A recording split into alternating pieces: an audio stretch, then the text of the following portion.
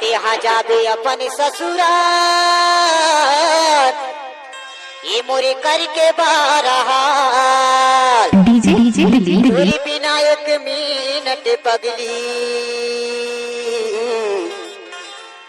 और हट बने नहीं रे यार।